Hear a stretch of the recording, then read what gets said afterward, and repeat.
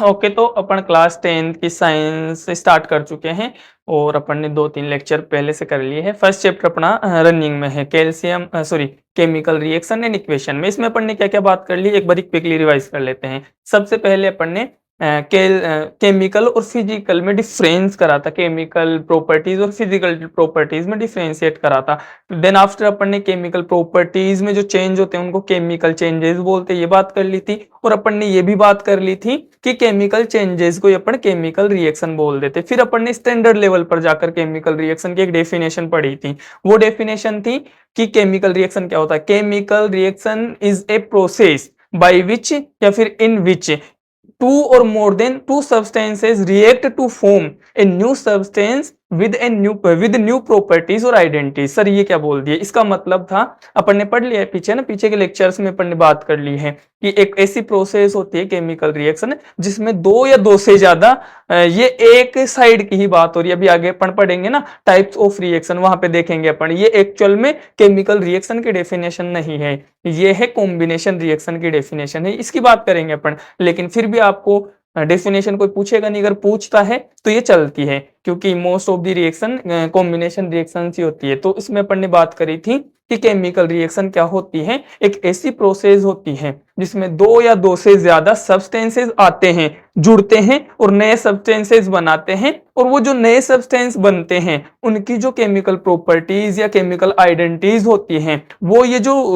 React कर रहे थे इनसे कुछ डिफर होती हैं, इनसे कुछ अलग होती हैं, है ना। तो इसको अपन क्या बोल देते हैं, केमिकल रिएक्शन बोल देते हैं। आई होप आपको फिर से ये बात समझ आई होगी। फिर आगे अपन ने बात करी थी कि जो केमिकल रिएक्शन होती हैं इनकी कुछ कैरेक्टरिस्टिक होते हैं। कैरेक्टरिस्टिक का मतलब होता है इनके कुछ गुण धर्म होते हैं। जैसे मैं बात करूं, आपके भी कुछ कैरेक्टर्स हैं, हाँ, जैसे आपकी शक्लें बेकार है ना, जैसे मेरी तो शक्ल ठीक है, तो ये एक कैरेक्टर है कि मेरी शक्ल ठीक है, आपकी शक्लें भी ठीक ही होगी, है ना।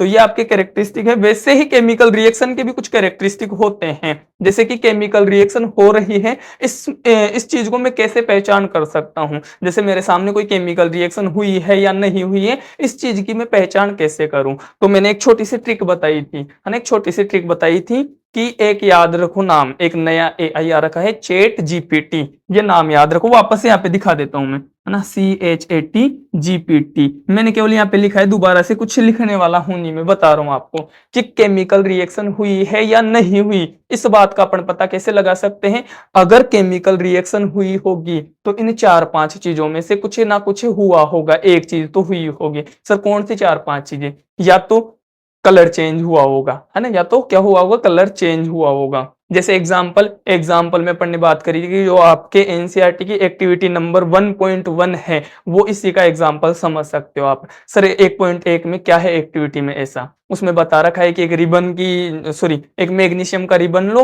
और उसको रिएक्ट करवाओ ऑक्सीजन के साथ। सर ऑक्सीजन के साथ कैसे रिएक्ट करवाते हैं, तो आपने छोटी क्लासों में पढ़ा होगा कि कंबशन के लिए सबसे इंपॉर्टेंट चीज होती है ऑक्सीजन, मतलब कि उसको कंबसाइल कर दो, यानी कि उसको बर्निंग करना है। तो जब आप रिबन को जलाओगे, मैग्नीशियम की रिबन को जलाओगे, तो वो अलग कलर के साथ, व्हाइट कलर के साथ डिजलिंग, मतलब कि डिजलिंग होगी, डिजलिंग का मतलब शाइन करेगी, तो उसमें कुछ कलर चेंजेस आपको दिखे, मतलब केमिकल रिएक्शन हुई है। सर इसके अलावा और कुछ हो सकता है, हाँ और भी चीजें हो सकती है। और चीजें क्या हो सकती हैं, गैस इवोल्व हो सकता है। गैस इवोल्व होने का मतलब है गैसेज रिलीज हो सकती हैं। इनके भी काफी सारे एग्जांपल्स हैं, इनकी बात करेंगे अपन जब चैप्टर में आगे चलेंगे, जब अपन टाइप्स ऑफ रिएक्शन पढ़ेंगे। और सर क्या हो सकता है, और एक और इंपॉर्टेंट चीज की बात करी थी अपन ने, प्रिसिपिटेट फॉर्मेशन। सर प्रिसिपिटेट क्या होता है, इसकी बात करी थी कि प्रिसिपिटेट होता है जब कोई सॉल्यूशन होता है उसका जो इनसोल्यूबल पार्ट होता है वो बॉटम में चला जाता है। ये बात आपको जनरल लाइफ में भी आप देख सकते हो ना, डेली लाइफ में आप देखते हो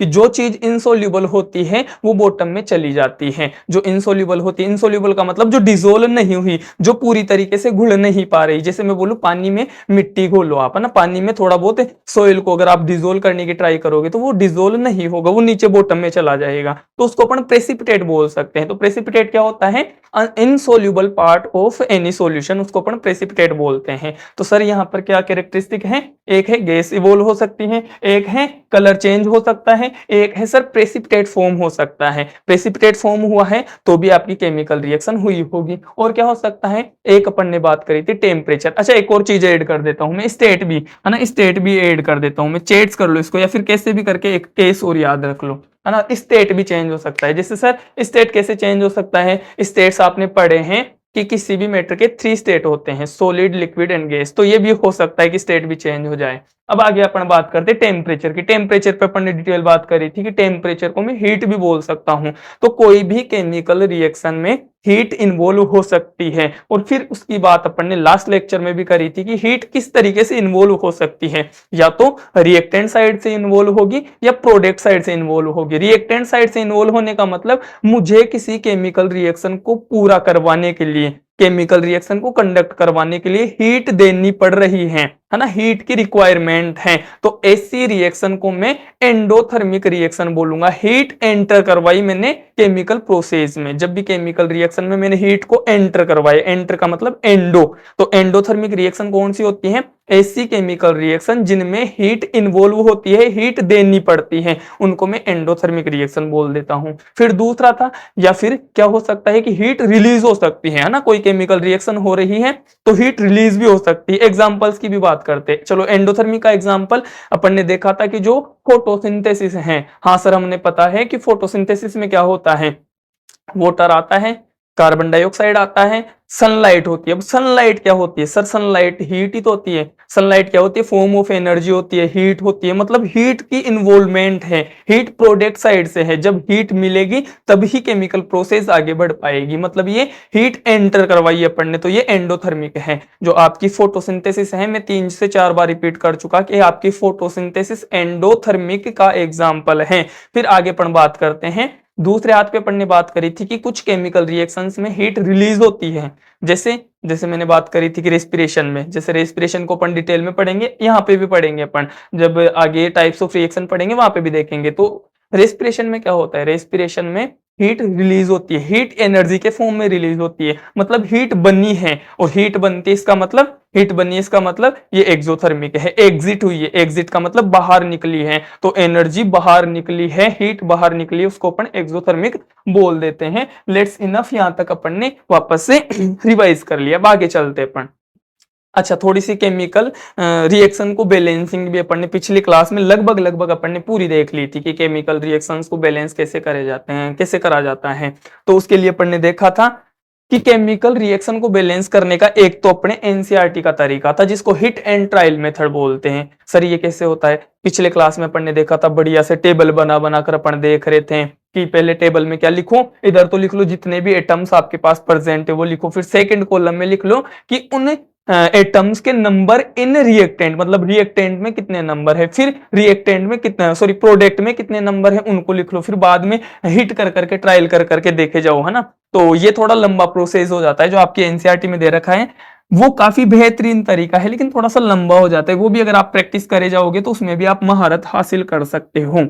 फिर अपन ने दूसरा तरीका देखा था कि अगर आपको एलसीएम आता है मैथ्स का, एलसीएम का मतलब लोवेस्ट कॉमन मल्टीप्लाइंग फैक्टर, मतलब ऐसा सबसे छोटा नंबर जो जिन दो नंबर का अपने एलसीएम ले रहे हैं। एलसीएम क्या होता है, जिन दो नंबर का एलसीएम लिया जाता है उन दो नंबर का लोवेस्ट कॉमन मल्टीप्लाइंग फैक्टर, मतलब उन दोनों नंबर्स के टेबल में जो सबसे पहला नंबर आता है और जो दोनों में कॉमन हो उसको अपन क्या बोल देते हैं, एलसीएम। अगर ये बात आपको समझ आती है तो केमिकल रिएक्शंस को बैलेंस करना काफी इजी हो जाता है। उसी तरीके से आज इन 4-5 रिएक्शंस को अपन बैलेंस करके देखेंगे। सर ये क्यों लिखे हो आप, मैं बताता हूँ। मैंने कल बोला था कि आपको प्रैक्टिस करनी है, मुझे पता है अकेले प्रैक्टिस नहीं होती है ना, मैं भी 10th में था तब अकेले से प्रैक्टिस नहीं होती थी। तो जब टीचर करता है तो साथ साथ अपने को प्रैक्टिस करने में मजा भी आता है और अपने को लगता है कॉन्फिडेंस भी आता है। इसलिए मैं कुछ एक रिएक्शंस जो इंपॉर्टेंट बैलेंसिंग के पॉइंट ऑफ व्यू से इंपॉर्टेंट रिएक्शंस हैं, रिएक्शंस तो काफी सारी है, टाइप्स ऑफ रिएक्शन में अपन काफी सारी रिएक्शंस पढ़ेंगे, लेकिन जो एग्जाम या फिर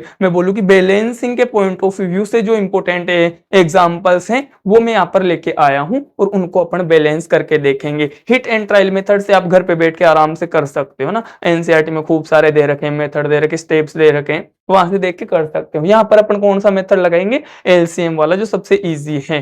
ठीक है, अभी अपन करते हैं इनको बैलेंस। पहली रिएक्शन देखो, ये आपके एनसीईआरटी की सबसे पहली रिएक्शन है, इसी को देख लेते हैं।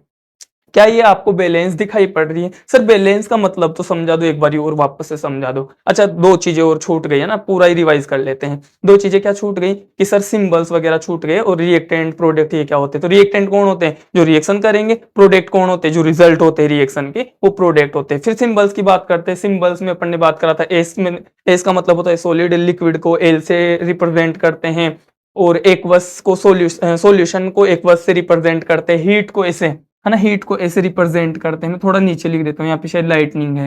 हीट को ऐसे रिप्रेजेंट करते हैं। अच्छा, एक चीज और छूट गई थी, आज उसको कवर कर लेंगे, है ना, कैटेलिस्ट। और आपका छोटा सा टॉपिक दे रखा है कैटेलिस्ट, उसकी भी बात कर लेंगे, कैटेलिस्ट क्या होता है।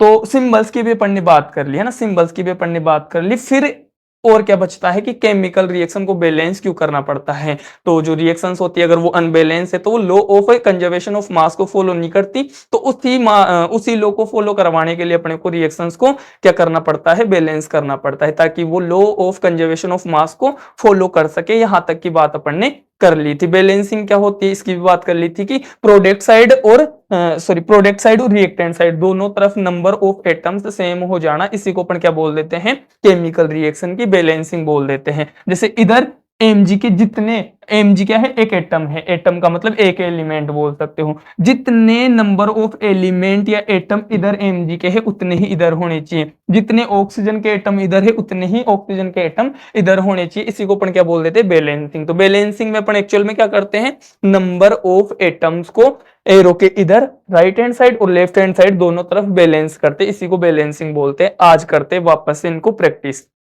पहली रिएक्शन है Mg प्लस O2 ने मिलकर MgO बनाया, मतलब मैग्नीशियम और ऑक्सीजन गैस ने, मैग्नीशियम और ऑक्सीजन गैस ने मिलकर क्या बना लिया? मैग्नीशियम ऑक्साइड बना लिया। तो सर ये बैलेंस है या नहीं है, ये कैसे पता करेंगे हम? सर इधर मैग्नीशियम का एक एटम है, इधर मैग्नीशियम का एक एटम है, तो मैग्नीशियम बैलेंस है। दूसरा, इधर सर ऑक्सीजन के दो एटम है, लेकिन सॉरी प्रोडक्ट साइड में ऑक्सीजन का एक ही एटम है, मतलब कुछ ना कुछ लोचा है, मेरे को यहाँ पर भी बराबर नंबर्स लाने हैं। एक चीज और मैंने बोला था कि अपन जो भी कोफिशिएंट लगाते हैं, पहले बात तो सब स्क्रिप्ट में और सुपर स्क्रिप्ट में कुछ भी एड ऑन नहीं कर सकते अपन, जो कुछ है इस फॉर्मूले में चेंज नहीं कर सकते अपन। ओवरऑल बात क्या है? ये एक फॉर्मूला है, इसमें किसी भी तरीके का चेंज नहीं कर सकते। इसमें क्या कर सकते अपन? कोफिशिएंट ऐड कर सकते। कोफिशिएंट क्या होते हैं? इस पूरे फॉर्मूले से मल्टीप्लाइंग फैक्टर्स होते हैं, जो मल्टीप्लाइंग नंबर्स होते हैं उनको कोफिशिएंट बोलते हैं। मतलब ना तो मैं इस पूरे फॉर्मूले में कुछ कर सकता ना, कुछ भी इधर उधर नहीं कर सकता कि चलो इधर दो लगा दिए हो गया, मतलब सब स्क्रिप्ट सुपर स्क्रिप्ट में कुछ ऐड नहीं कर सकते, इस फॉर्मूले के बीच में भी कुछ नहीं लगा सकते। ये फॉर्मूला एज इट इज रहेगा। मैं अगर कुछ कर सकता हूं तो वो क्या कर सकता हूं? मैं इनके साथ कोफिशिएंट ऐड कर सकता हूं। कोफिशिएंट क्या होते हैं सर? इस फॉर्मूले के साथ किसी भी नंबर को मल्टीप्लाई करते हैं, उसी नंबर को अपन कोफिशिएंट बोल देते हैं। चलो आते हैं और इसको बैलेंस करते हैं। काफी सारी बातें हो गई। इधर ऑक्सीजन के दो एटम, इधर ऑक्सीजन का एक एटम। मैंने एलसीएम मेथड बताया था, इसमें तो उतनी जरूरत भी नहीं पड़ रही एलसीएम मेथड की, आगे वाली रिएक्शन में जरूरत पड़ेगी, अपन करके देखेंगे। सर इधर दो है, इधर एक है, तो इधर भी दो करने के लिए मैं क्या करूंगा? सर क्या मैं इसको दो से मल्टीप्लाई कर दूंगा? 2 1 2 होता है, 2 1 क्या कितना होता है बेटा? 2 होता है। मतलब अगर मैं इसको दो से मल्टीप्लाई कर दूंगा, यहीं पे कर देता हूं मैं, है ना, इधर सोल्व करेंगे लेकिन ओवरऑल रिजल्ट्स इधर ही लिखेंगे अपन। ये है आपकी रिएक्शन MgO। अगर मैं इसको इधर भी 2 से मल्टीप्लाई करूं, मैं इस पर सर्कल बना देता हूं ताकि आपको पता रहे कि मैंने कौन कौन से कोफिशिएंट ऐड करे हैं। इन पर सर्कल बना देते हैं ना, और छोटा कर देते ताकि आपको विजिबल रहे। यहां पर मैंने 2 ऐड कर दिया MgO के सामने। अब देखो, देखिए आपका ऑक्सीजन बैलेंस हो गया क्या? हाँ सर, इधर ऑक्सीजन 2 1 2, इधर ऑक्सीजन 2, लेकिन एक चीज गड़बड़ हो गई। सर क्या गड़बड़ हो गया? अब इधर मैग्नीशियम के दो एटम हो गए। मैग्नीशियम के कितने एटम हो गए? 2 1 2, यहाँ पर 1 मैग्नीशियम है, एक मैग्नीशियम को 2 से मल्टीप्लाई करेंगे, मतलब 2 1 2, दो मैग्नीशियम हो गए, और इधर मैग्नीशियम एक ही है, तो सर इजी है ये तो, यहाँ पे 2 लिख देंगे, इधर भी मैग्नीशियम 2 हो गए। मतलब आपकी केमिकल रिएक्शन बैलेंस क्या हो गई? 2Mg प्लस O2, और प्रोडक्ट साइड 2MgO। अब देख सकते हो आप दोनों तरफ आपके नंबर ऑफ एटम सेम है। इधर मैग्नीशियम के 2 है, 2 1 2, इधर मैग्नीशियम के 2 1 2 2 है, इधर ऑक्सीजन का 2 है, इधर 2 1 2, इधर भी ऑक्सीजन के 2 है। मतलब आपकी ये वाली रिएक्शन बैलेंस हो चुकी। आगे चलते हैं, आगे चलते हैं। इसमें देखो जेड एन, सर इधर एक है एटम जेड एन का, एक एक को पकड़ के देखते हैं। इधर जेड एन का, वैसे भी अपन ने बात करी थी कि पहले मेटल्स को करते हैं बैलेंस, फिर नॉन मेटल्स को करते हैं, फिर ऑक्सीजन को, सॉरी फिर हाइड्रोजन को करते हैं, फिर ऑक्सीजन को करते हैं। तो जेड एन मेटल है, जिंक क्या है, मेटल है। जेड एन इधर एक है, इधर भी एक है, मतलब बैलेंस है। टिक करते चलो छोटे छोटे, जेड एन बैलेंस है। हाइड्रोजन इधर दो है, इधर भी सर दो है, ये भी बैलेंस है। सर एस इधर एक है, इधर भी एक है, एस सल्फर है। ऑक्सीजन इधर चार, इधर चार। अरे सर ये तो क्या है, ये तो बैलेंस, ये है ना लोल, ये तो बैलेंस है, ये तो ऑलरेडी आपकी बैलेंस है, ऑलरेडी बैलेंस है ना, ये तो आपकी ऑलरेडी बैलेंस है।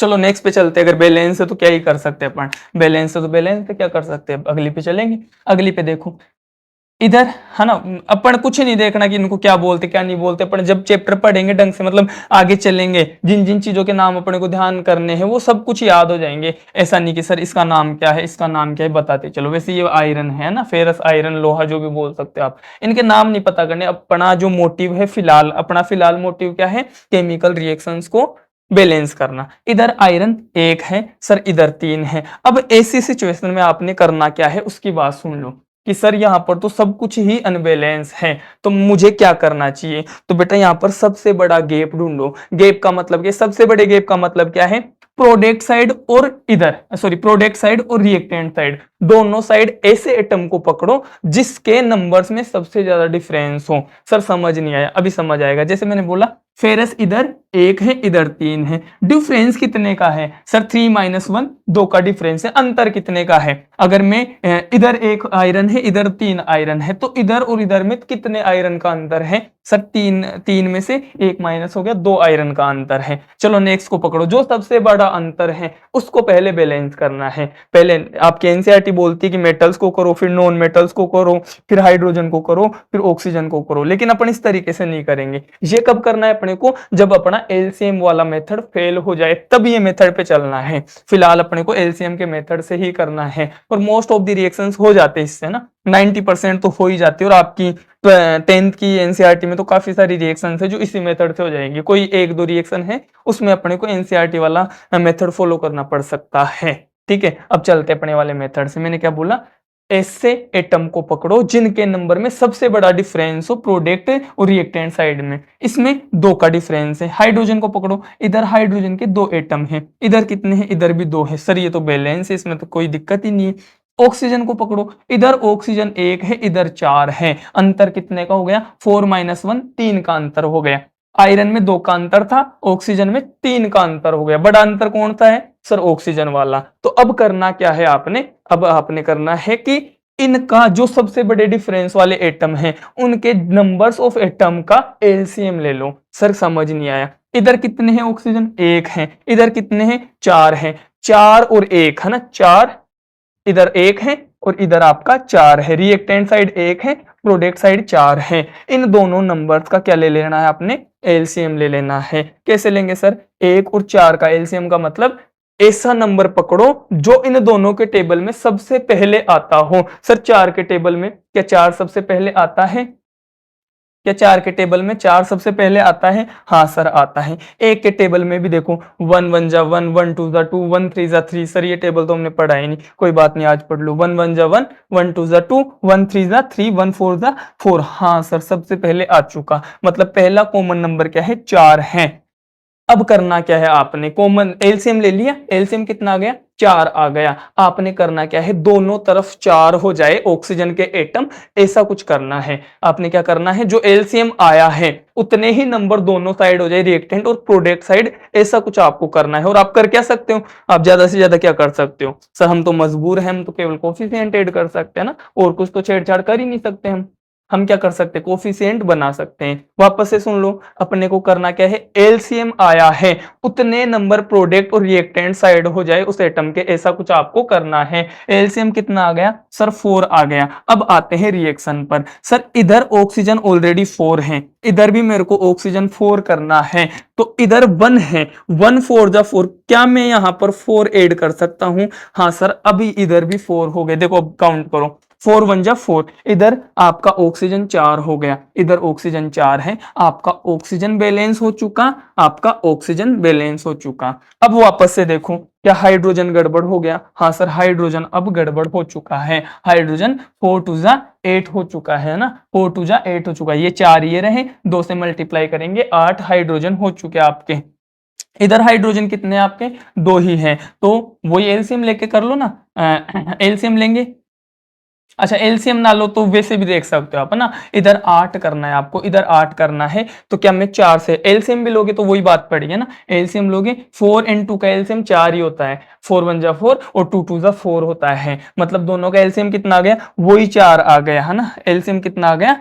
4 आ गया। इधर 4 दूने 8 है, इधर भी 4 से मल्टीप्लाई कर दोगे तो आपके 8 एटम हो जाएंगे हाइड्रोजन के। कितने एटम हो जाएंगे? देखो इधर करके देख लो, 4 से मल्टीप्लाई करा, हाइड्रोजन के कितने एटम हो गए? 4 2 जा 8, इधर भी 4 2 जा 8। अब आपका हाइड्रोजन बैलेंस हो चुका, ऑक्सीजन बैलेंस हो चुका।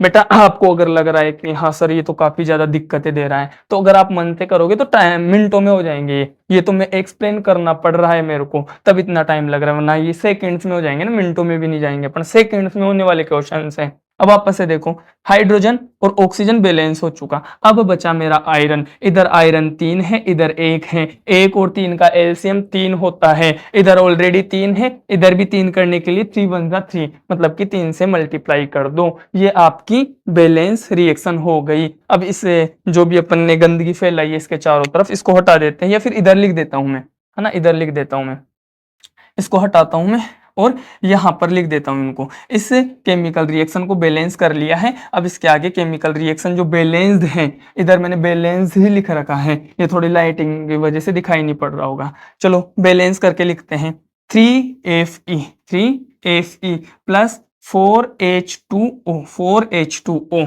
सर ये नीचे जी क्यों लिख रखा है? ये गैसियस फॉर्म है वाटर की सर, बट वाटर तो वाटर होता है, पानी तो लिक्विड होता है। नहीं बेटा, वाटर तीनों स्टेट में वाटर का फॉर्मूला यही होता है। अगर ये जी लिखा रखा है, यहाँ पर वाटर जी लिख रखा है, H2O जी लिख रखा है, इसका मतलब है स्टीम वाले वाटर की बात कर रहा है ना, वाष्प जिसको हिंदी में बोलते हैं, भाप जिसको बोल सकते हैं अपन, तो ये वाटर जी है ना। सॉलिड भी हो सकता है, आइस, आइस क्या है? सॉलिड H2O है। ठीक है, अब वापस से लिखते हैं अपन इसको, Fe3O4 प्लस 4H2। अब आप देख सकते हो आपकी इक्वेशन जो है बैलेंस, आपकी रिएक्शन बैलेंस है।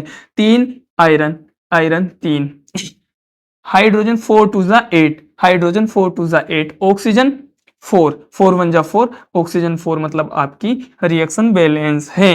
नेक्स्ट पे चलो, नेक्स्ट पे चलो, ये तो काफी इजी है, ये तो काफी ज्यादा इजी है। देखो इसमें कार्बन, अच्छा सर ये क्या है, इनके नाम वगैरह आप जब 4th चैप्टर पढ़ेंगे ना, कार्बन एंड इट्स कंपाउंड, उसमें पढ़ोगे। ये क्या है? मेथेनॉल है ना, एल्कोहल्स पढ़ेंगे वहां पर अपन पढ़ेंगे ये कैसे बनते कैसे नहीं बनते, सारी कुछ रिएक्शंस वापस से रिपीट होने वाली हैं। चलो देखते हैं इसको, ये रिएक्शन आपकी बैलेंस या अनबैलेंस है, अगर अनबैलेंस है तो इसको बैलेंस करते। कार्बन 1, कार्बन 1, ऑक्सीजन इधर 1, इधर भी 1, ठीक है सर। इधर हाइड्रोजन, इधर 2 है, इधर 4 है, इधर 2 है और इधर 4 है।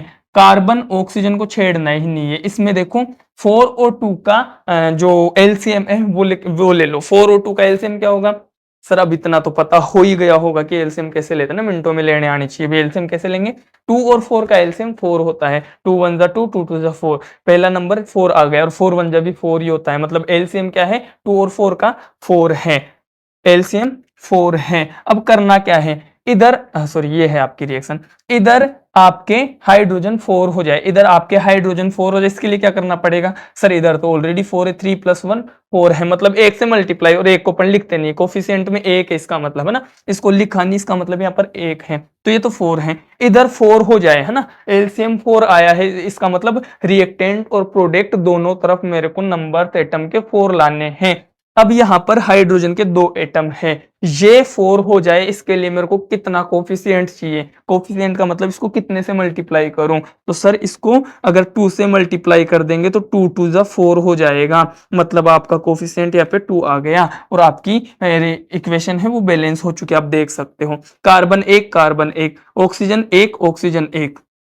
हाइड्रोजन 2 2 4 और यहाँ पर 3 N1 4 लिख लो इसको इधर बैलेंस रिएक्शन को। CO ये गैसियस फॉर्म में कार्बन मोनोऑक्साइड गैस बोलते हैं इसको, कार्बन मोनो का मतलब एक। अपन CO2 को कार्बन डाइऑक्साइड क्यों बोलते हैं? क्योंकि डाई का मतलब दो और ऑक्साइड का मतलब ऑक्सीजन, है ना। ये सीख जाओगे आप धीरे धीरे।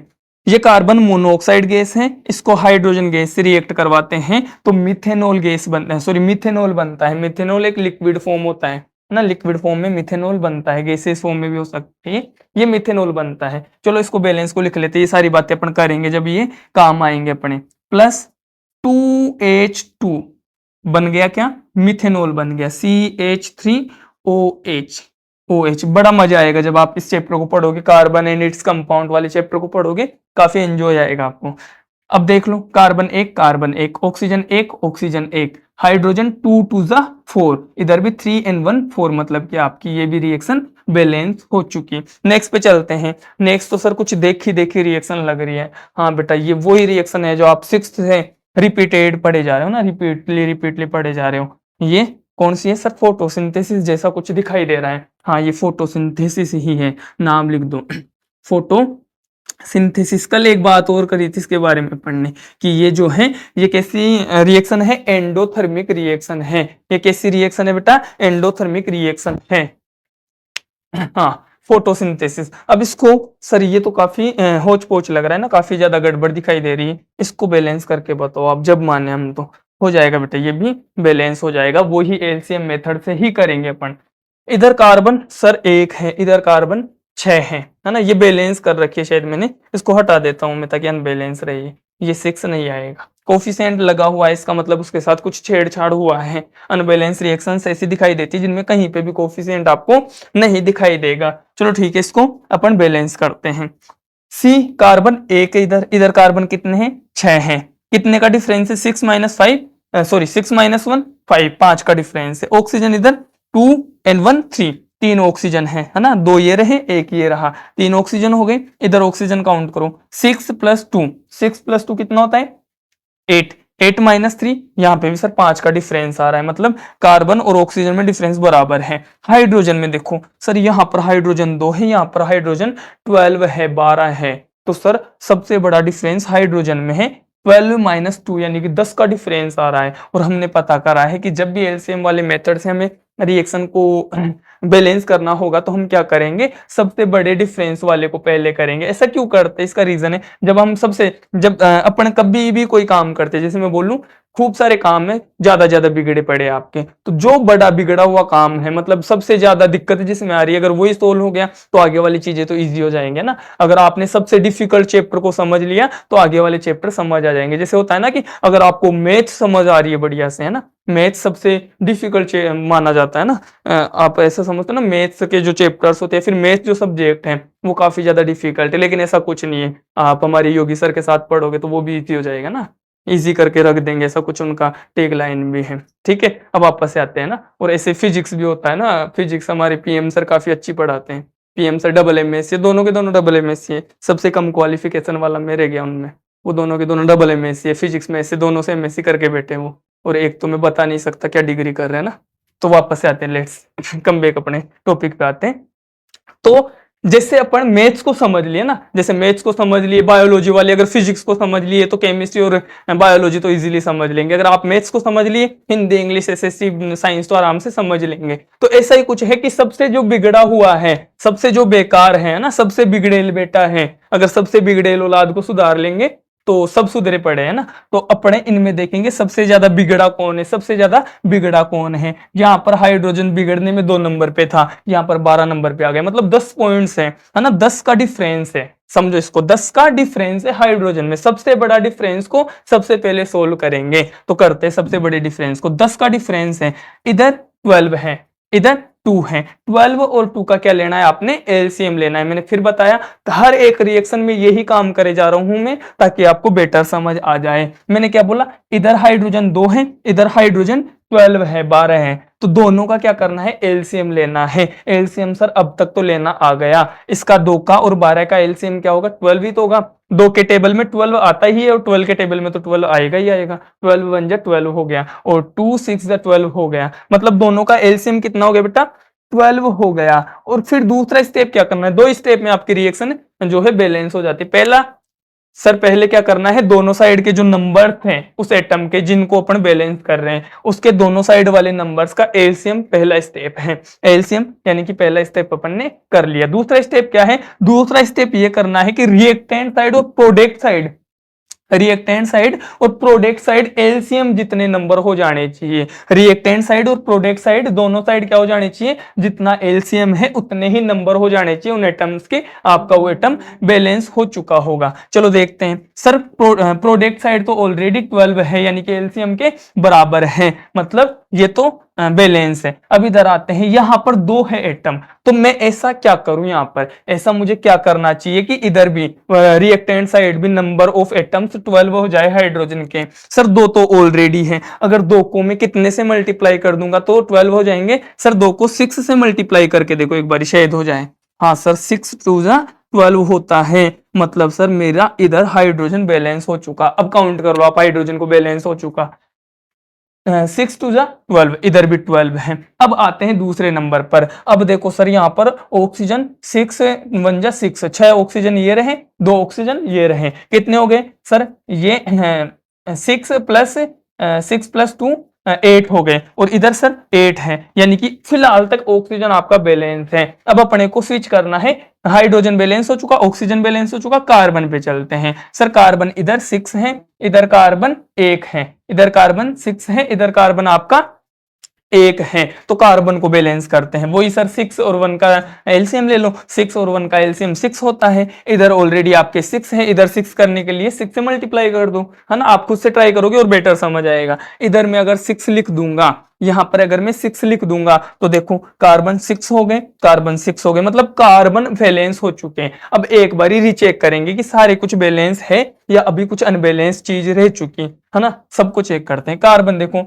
इधर सर 6 कार्बन है, हाँ सर प्रोडक्ट साइड 6 है, सॉरी रिएक्टेंट साइड 6 है, प्रोडक्ट साइड भी 6 है। फिर नेक्स्ट चलो ऑक्सीजन पे। सर ऑक्सीजन इस बार देखो 6 2 12, 12 तो ये हो चुके ऑक्सीजन, प्लस 6 1 6 6 ये हो चुके। इधर ऑक्सीजन के नंबर कितने हो चुके सर, 18 हो चुके, 18 हो चुके। और इधर आपके ऑक्सीजन के नंबर कितने हैं, इधर सर 6 + 2 8 ही है। तो अब मुझे ऐसा प्रोडक्ट साइड में क्या करना चाहिए कि ये 18 हो जाए। चलो सोचते हैं थोड़ा सा। सर यहाँ पर कितने हैं, 6 और 6 और 12 है, यहाँ पर 12 हो गए ना, अच्छा सॉरी, हाँ ये 6 12 तो ये रहे और 6 ये रहे, 18 हो चुके ना यहाँ पे 18 करना है मेरे को, तो 6 तो ये रहे। अगर मैं यहाँ पर भी 6 से मल्टीप्लाई कर दूं ना, ध्यान से गौर से देखो, अगर मैं इस 6 को सॉरी इस O2 को 6 से मल्टीप्लाई कर दूं तो क्या ये भी 6 2 12 हो जाएगा, हाँ सर हो गया। और 6 ये रहे, है ना, 6 + 12 ये भी 18 हो चुके, ये भी कितने हो चुके 18 हो चुके। ये लो बेटा आपका ऑक्सीजन भी क्या हो चुका, बैलेंस हो चुका, ऑक्सीजन भी बैलेंस हो चुका। समझ आए बेटा, ऑक्सीजन बैलेंस हो चुका। और भी आपको चेक करना है कर सकते हो। कार्बन बैलेंस है, 6 ये रे कार्बन, 6 ये रे कार्बन, ऑक्सीजन 6 2 12, 12 + 6 18, 18 का ऑक्सीजन हो गए। इधर 6 + 6 2 12, 6 + 12 18 ऑक्सीजन हो चुके। हाइड्रोजन को भी कर लो, चेक करना है, सभी को कर लो। 6 2 12, इधर भी 12, मतलब आपकी रिएक्शन बैलेंस हो चुकी। और इस बैलेंस रिएक्शन को इधर लिख देते हैं। फिर आपका जो एक छोटा सा टॉपिक बच गया था, कल मैंने बोला ना कि एक छोटा सा टॉपिक रह गया था, उसको बात कर लेते, उसकी भी बात कर लेते हैं। पहले ये जो आपकी फोटोसिंथेसिस की, इसको तो याद ही कर लेना भले, है ना। अगर आपको लगता है कि सर हमें दिक्कत आ रही है इसको बैलेंस करने में, तो इसको तो याद ही कर लेना। 6CO2 + 6H2O, C6H12O6 + O + 6O2, इधर लिख दे रहा हूं नीचे ना, +6O2, ये आपकी बैलेंस फोटोसिंथेसिस की इक्वेशन हो चुकी। ऊपर भी सर कुछ लिख रखा है, इनका मतलब नहीं समझाया हमें, आप SUN सनलाइट लिख रखा है ऊपर बेटा, अभी समझाता हूँ। नीचे क्लोरोफिल लिख रखा है, हाँ सर नाम तो दोनों सुने सुने लग रहे हैं, है ना, नाम तो दोनों सुने सुने लग रहे हैं। अच्छा कोई बात नहीं, अगर सुने सुने लग रहे हैं इनको समझ भी लेते हैं। सनलाइट की तो अभी बात ही करी थी पढ़ने की, सर हीट ही होती है। अच्छा आपने खूब सारी रिएक्शन में ऐसा देखा होगा, तो इसका मतलब होता है हीट। अच्छा सर इनको एरो के ऊपर क्यों लिखा जाता है, इनको एरो पर लिखने का मतलब क्या है, बात करते हैं इसी की, है ना। एरो के ऊपर लिखने का मतलब क्या है, अगर आपने ये सब कुछ समझ लिया तो इसको मैं एक बार हटा दूं, है ना। आप एक बार अगर देखना चाहते हो देख लेना। पॉज करके देख लेना अगर देखना चाहते हो तो। अब आगे बात कर लेते हैं जो एक छोटा सा टॉपिक बच गया उसकी, और वो टॉपिक कुछ और नहीं, ये जो एरो के ऊपर लिख रखे इनका मतलब ही है वो। ठीक है, इसको मैं हटा दे रहा हूं यहां से। बैलेंस अनबैलेंस अपन ने खूब खेल लिया है, बैलेंस अनबैलेंस अपन ने खूब खेल लिया। ठीक है, अब चलते हैं अपन की सर ये एरो पर लिखने का क्या मतलब निकलता है, और वो कौन सा टॉपिक है ना, वो क्या चीज है जो बच्चों को डरा रही है सर, वो कौन सा चीज है जो कल छूट गया था। वो और कुछ नहीं, आपके छोटा सा नाम लिख रखा है कैटेलिस्ट, नाम छोटा सा इम्पैक्ट बड़ा सा है ना, छोटा है बट खोटा है। सर ये क्या है बहुत खोटी चीज है ये कैटेलिस्ट। कैटेलिस्ट सर नाम समझ नहीं आ रहा ये क्या नाम है, ऐसा किसने नाम रख दिया इसका। अच्छा नाम में कुछ नहीं दर, अपन इसका मतलब समझते, कैटेलिस्ट का मतलब क्या है। अच्छा आपने वो नारद मुनि का नाम सुना है, नारद मुनि का, शकुनी या नारद मुनि, ये दो कैरेक्टर है ना, जब अपने पढ़ते ना रामायण वगैरह और महाभारत वगैरह उनमें देखते अपन कि एक नारद मुनि थे एक कौन थे, शकुनी थे। इन दोनों का काम कुछ सेम सेम था ही था ना। इन दोनों का काम क्या था, लड़ाई लगवाने का ना, ना तो खुद तो लड़ते थे नहीं, इधर की उधर करके ना लड़वा देते थे एक दूसरे को। जैसे एक होता है ना, एक दोस्त होता है, दो जनों को लड़वा दिया, इसकी बात उसको बता दी, उसकी बात इसको बता दी, और दोनों में लड़ाई लग गई। ऐसा ही काम तो शकुनी कर रहे थे है ना, पांडवों को कुछ और बोल दे रहे थे, कौरवों को कुछ और बोल दे रहे थे, फिर कौरव और पांडवों में कितना बड़ा युद्ध हुआ था। और ऐसा ही कुछ नारद ऋषि का था, ऐसा बोलते हैं। वैसे नारद ऋषि का इतना गलत कैरेक्टर अपन नहीं बोल सकते, नारद ऋषि का बहुत अच्छा कैरेक्टर था। वो तो एक तरीके से आज का जो मीडिया है उसका काम कर रहे थे। लेकिन जो शकुनी थे उनका काम क्या था, जो कौरव थे उनको पांडवों के खिलाफ भड़काने का, और पांडवों को कौरवों के खिलाफ भड़काने का, और खुद सेफ साइड पे खेल रहे थे, मतलब खुद कुछ नहीं कर रहे थे है ना। ऐसा ही कुछ था ना, उनको दोनों को लड़ा दे रहे थे और खुद कुछ नहीं कर रहे थे, तो ऐसा ही कुछ कैटेलिस्ट है ना। वहीं से रिलेट करो इसको। कैटेलिस्ट का काम क्या है, जैसे शकुनी है, इसको आप केमिकल रिएक्शन का शकुनी बोल सकते हो। शकुनी मामा जो दुर्योधन, क्या नाम था उसका, दुर्योधन के मामा थे ना शकुनी, उनकी तरह काम था इसका।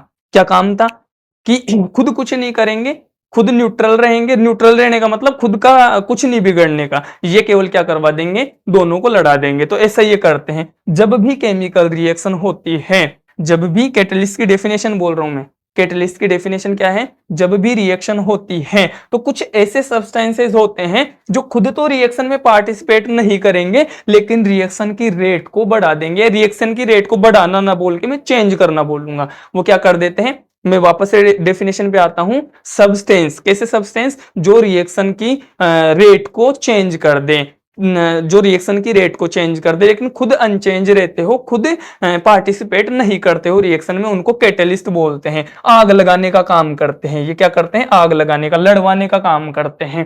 तो मैं यहां पर डेफिनेशन लिख देता हूं, वैसे नोट्स में मिल जाएंगे। द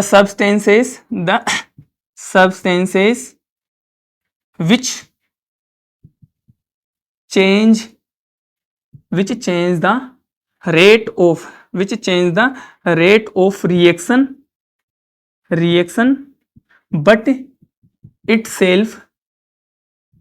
itself don't, या फिर doesn't change है ना, itself doesn't change मतलब कि खुद चेंज नहीं होते लेकिन रिएक्शन की रेट को चेंज कर देते हैं। ऐसे सब्सटेंसेस को क्या बोल देते हैं अपन, कैटलिस्ट बोल देते हैं। आपके ज्यादा कुछ है नहीं आगे, रिएक्शंस टाइप्स ऑफ रिएक्शन में देखेंगे कुछ एक दो, अगर कैटलिस्ट आ गए तो उनकी बात कर लेंगे अपन आगे जब भी पढ़ेंगे अपन टाइप्स ऑफ रिएक्शन में। तो वापस से समझ लो कैटलिस्ट क्या है बेटा, काफी इंपॉर्टेंट बात है ये भी है ना, कैटलिस्ट की बात भी काफी इंपॉर्टेंट है। एग्जाम्पल दूंगा मैं भी है ना, लाइफ का एग्जाम्पल ही देंगे अपन। मैंने बोला कैटलिस्ट किसकी तरह काम करता है, शकुनी की तरह काम करता है। रिएक्शन में जाएगा, रिएक्शन की रेट को चेंज कर देगा ना। अगर किन के बीच केवल ऐसे वार्तालाप हो रहा हो ना, केवल बातों से लड़ रहे हो, तो उनको ऐसा कर देगा कि हाथ तापाई पे आ जाए। वो ऐसा ही काम इसका था कि रिएक्शन आपके आराम से चल रही थी, उसको कैटलिस्ट दे दिया तो वो काफी स्पीड से काम करेगी ना, काफी स्पीड से काम करेगी। जैसे टेम्परेचर भी तो यही काम करता है ना। टेम्परेचर क्या काम करता है, अगर रिएक्शन धीरे चल रही है, मैंने टेम्परेचर बढ़ा दिया, तो टेम्परेचर में क्या ही मतलब, टेम्परेचर का क्या ही बिगड़ जाएगा, टेम्परेचर तो टेम्परेचर रहेगा है ना। अभी 30 डिग्री दो भले 40 डिग्री दो भले 50 डिग्री दो, वो तो अनचेंज है ना। चेंज क्या हो गया, अगर मैंने बोला जैसे मैं पानी को उबाल रहा हूँ ना, पानी को मैंने बॉईल करा, पानी 40 डिग्री पर बॉईल हो रहा था, 60 डिग्री पर बॉईल हो रहा था, मैंने टेम्परेचर बढ़ा दिया, तो टेम्परेचर ही रहा, लेकिन जो पानी जो लिक्विड फॉर्म में था वो अब स्टीम बन गया, वो अब गैसियस फॉर्म में चला गया। मतलब ये खुद अनचेंज रहते हैं, खुद क्या रहते हैं, अनचेंज रहते हैं। ये जाएंगे रिएक्शन में, जाएंगे आराम से बैठेंगे और लड़वा के यानी कि रिएक्शन की स्पीड या रेट को चेंज कर देंगे और खुद अनचेंज रहेंगे। ये खुद क्या रहेंगे, अनचेंज रहेंगे। एक बेस सा एग्जांपल मैं बताता हूं आपको, अगर आपको थोड़ा सा कॉमन सेंस और थोड़ी सी बात अगर आपको ध्यान है तो एक बढ़िया सा एग्जांपल है आपके पास, मिल्क से कर्ड जो मिलता है, सॉरी मिल्क से जब अपन कर्ड बनाते हैं, दूध से दही, है ना, सिंपल लैंग्वेज में मैं बोलूं, दूध से जब दही बनता है। अच्छा एक बात बताओ मेरे को, क्या आपने छोटी क्लास में या कभी भी ये सुना है कि दूध में एक बैक्टीरिया होता है? हाँ सर हमने सुना है, एक लेक्टोबेसिलस नाम का, लेक्टोबेसिलस नाम का बैक्टीरिया होता है कहां पर, दूध में। अच्छा क्या ये जो बैक्टीरिया है ये दही में भी होता है क्या? हाँ सर कर्ड में यानी कि दही में भी होता है। ये कहां पे होता है बेटा, दही में भी, ये सेम बैक्टीरिया दही में भी होता है, लेक्टोबेसिलस वाला। अच्छा अब ये लेक्टोबेसिलस एक्चुअल में करता क्या, इसकी बात करते हैं। जब मिल्क में अपन, है ना, मिल्क में जब अपन थोड़ा सा दही ऐड करते हैं, मिल्क में जब अपन क्या करते हैं, दही ऐड करते हैं, मतलब रिएक्शन करवा रहे हैं अपन, क्या करवा रहे हैं, दूध और दही की रिएक्शन करवा रहे हैं, जिससे रिजल्ट अपना दही बनने जा रहा है। रिजल्ट क्या बनेगा अपना, दही बनेगा। लेकिन सर इसकी रेट किस पे डिपेंड करती है, टेम्परेचर पे भी डिपेंड करती है, वो अलग बात है ना। कभी कभार ऐसा देखा होगा अपने घरों में कि दूध में सर हमने जामन डाल दिया, जामन का मतलब वही दही खटाई जो भी डालते हो आप, उसको जामन बोलते हैं देसी लैंग्वेज में, तो अपन ने वो डाल दिया।